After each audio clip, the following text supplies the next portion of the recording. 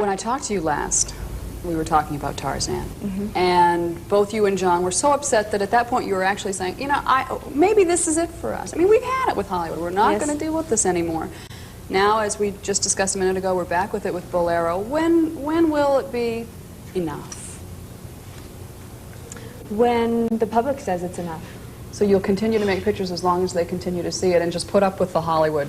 Right, as long as they don't pay attention to it, as long as they are entertained, I assume. Although I don't see myself growing old and I don't like films that much. But I'm in a position, my God, to come from nothing, you know, a little girl on the beach, to all of a sudden, I was offered after 10, $5 million to do 2 pictures. That's 20 weeks' work. And my life has become, in many ways, take the business side, you know, and all that trauma and hysteria that goes along with that. It's a fairy tale. And the public is so kind and so nice. I can walk out on the street. No one treats me ever as though I've done anything pornographic or lewd or obscene or anything like that. They treat, I mean, I'm treated like a little, some kind of royalty. Do you think that because of your obvious, incredible physical beauty, and the fact that you actually look like you're blushing. No, I do. I'm sitting next here across from you, and you say these things to me. No, well, I mean, I can't sit across from you and not say that.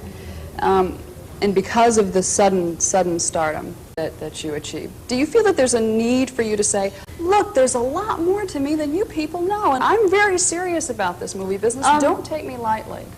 No, I mean, I don't feel a need to tell the world that. That's what I do. If they are interested, I just hope they get it honestly.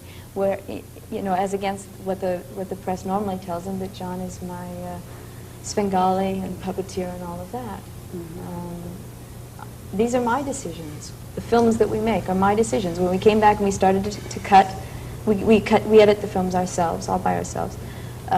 When it came time to cut the love scenes, this was, normally we do it together. This was me, all by myself. I mean, this he wanted me to feel completely comfortable with.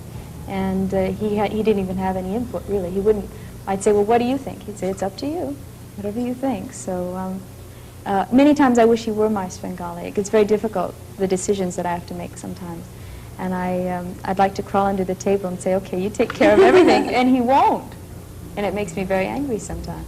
You've said very, very frequently in the press that you don't need to be a movie star. You don't need that kind of adulation to be satisfied with yourself. No. Do you envision someday just being in the ranch in Santa Barbara or wherever it is and just raising a family, tending your horses? Yes.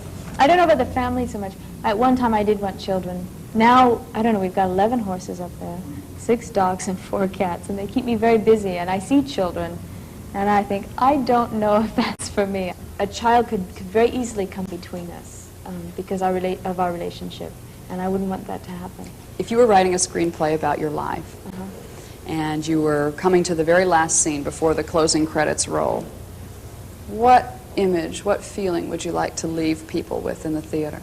At a ranch, riding horses and having lots of dogs, and not being in the public eye. And I really love animals. It would be with animals and John.